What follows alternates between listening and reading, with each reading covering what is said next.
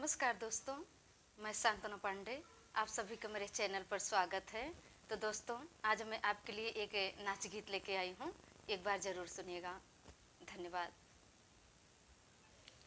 मागेला गवनवा हो, मागेला गवनवा, गवनवा हमार मागेला। मागेला गवनवा हो, मागेला गवनवा, गवनवा हमार मागेला।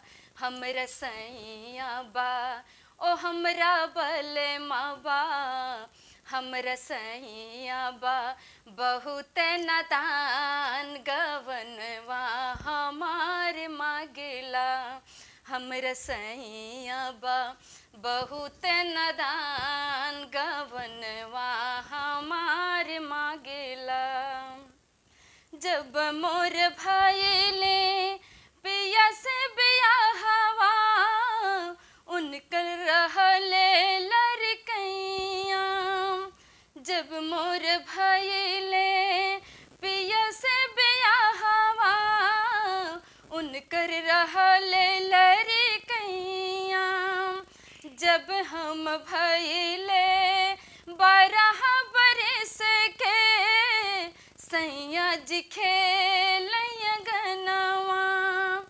कि आपन जिंदगी हम, कि आपन जिंदगी हम, कि आपन जिंदगी हम करब ना खराब, गवनवा हमार मागेला।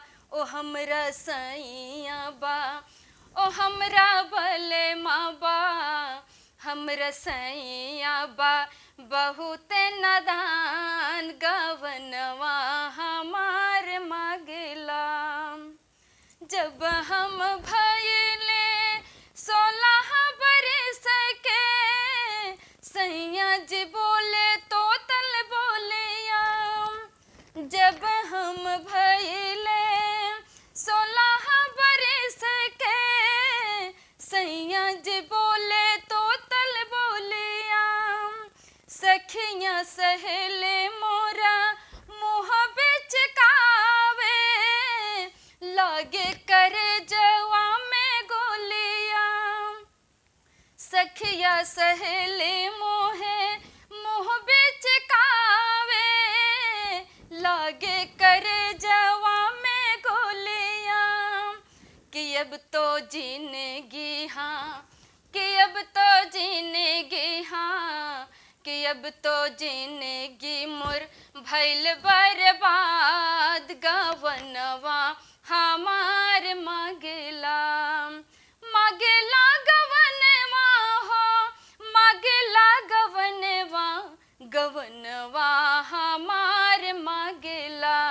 हमरा सैया बा, ओ हमरा बलमा बा, हमरा सैया बा बहुत नादान, गवनवा हमार मागेला। ओ हमरा बलमा बा बहुत नादान, गवनवा हमार